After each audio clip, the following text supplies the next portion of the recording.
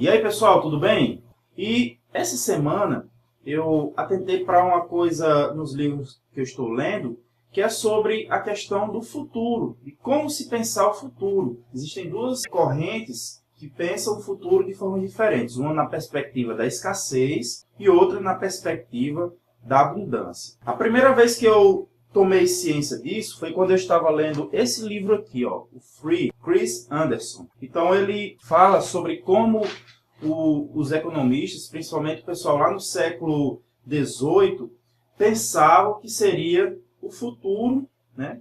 E algumas revoluções interessantes que aconteceram, que fizeram com que o mundo contemporâneo não fosse um mundo de escassez como se pensava, mas sim nós tivemos a capacidade de suprimento, né, de produção e de suprimento, conseguimos sair ilesos dessas crises, né? Existia um economista britânico chamado Malthus, que viveu entre o século XVII e o século XVIII, e ele tinha uma lei, né, um princípio chamado Lei de Malthus, ou Malthusianismo, que dizia o seguinte, que a população cresce em progressão geométrica. Sabe aquela PG que você estuda em matemática, que o termo seguinte é sempre um produto do termo anterior, e isso cresce um modelo exponencial e chega uma hora que estoura? Pronto, então ele dizia que a população mundial cresce em PG, em progressão geométrica, enquanto a produção de alimentos cresce em forma de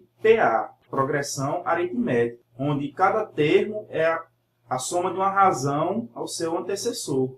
Por isso, pessoal, que estudar matemática é interessante, porque a matemática dialoga com conceitos do seu dia a dia. Então, Malthus, lá no século XVII, imaginava um futuro de escassez pensando a partir dessa perspectiva, né, de modelos matemáticos, PA e PG, né? Ele não contava com algumas revoluções que aconteceriam depois, que é isso que nós vamos falar no vídeo de hoje. Primeiramente, a Revolução Industrial, a produção de máquinas agrícolas que fizeram com que o trabalho da produção de alimentos no campo ficasse mais barata e maior, né? Então, o homem agora tinha capacidade de trabalhar mais na terra, de forma mais produtiva, mais rápida e mais barata. Mas o mais impressionante não foi só isso, porque até o começo do século XX, as pessoas dependiam do adubo de esterco para poder produzir alimentos. Então, a produção de alimentos estava condicionada à quantidade de esterco que se tinha, esterco animal e às vezes até, pasme, fezes humanas para adubar a terra para poder produzir alimentos. Então isso era um problema. Os cientistas eles começaram a procurar saber o seguinte: quais são os nutrientes, quais são os elementos químicos que as plantas precisam para se desenvolver? Então eles chegaram a 3 elementos químicos: nitrogênio, fósforo e potássio, ou seja, N, P e K. Esse NPK é utilizado até hoje como fertilizante de plantas. E essa façanha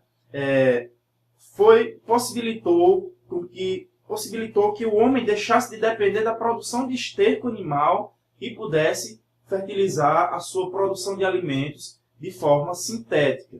Uma grande descoberta que possibilitou também que o homem produzisse em maior escala alimentos foi a produção sintética do nitrogênio a partir do ar, né? Então, tem um processo, vou ler aqui o processo no livro. Então, no início do século XX, alguns químicos começaram a trabalhar para produzir sinteticamente esses elementos. A grande inovação veio quando Fritz Haber, que trabalhava para a BASF, descobriu como extrair o nitrogênio do ar na forma de amônia, combinando o ar com gás natural em condições de alta temperatura e pressão.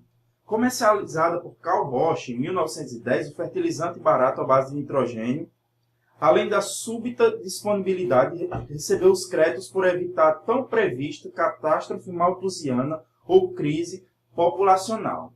Isso fez com que o pessoal agora tivesse alimento em abundância, de forma que o preço dos alimentos baixou e a família pudesse gastar não 30% da sua renda, como acontecia antes, mas 15% da sua renda com alimentos. Outra grande aposta sobre essa questão de escassez e abundância aconteceu quando dois cientistas fizeram uma aposta. Esses cientistas eram Paul Ehrlich, que era um biólogo populacional, e Julian Simon, um economista. Então, Simon apostava na abundância. Ele dizia que daqui a 10 anos o preço de alguns commodities, alguns metais especificamente, ficaria mais barato, enquanto Ehrlich dizia que esses preços iriam subir por conta da demanda que iria crescer, a demanda por essas commodities iria crescer, então o preço ia subir. Caso um dos dois ganhasse, eles dariam o valor de $10.000 um ao outro. Essa aposta ficou registrada em um jornal para ser confirmada 10 anos depois. Então, o economista ganhou porque as pessoas elas tiveram a ideia de substituir algum insumo que estava se tornando escasso por outro, fazendo com que o preço daquele commodity diminuísse, não subisse tanto. E no final das contas o Simon venceu. Então o livro Abundância de Peter Diamond, que eu estou lendo agora, ele é bem interessante porque fala sobre isso. O pessoal faz previsões apocalípticas, porque vai faltar alimento, vai faltar isso. Mas nós temos uma curva de aprendizagem muito dinâmica. A ciência ela tem a capacidade de aprender e inovar antes que os recursos vão se tornando escassos. Então essa é a ideia que eu quero passar no vídeo de hoje. Provavelmente vamos falar mais à medida que eu for lendo aí o Abundância.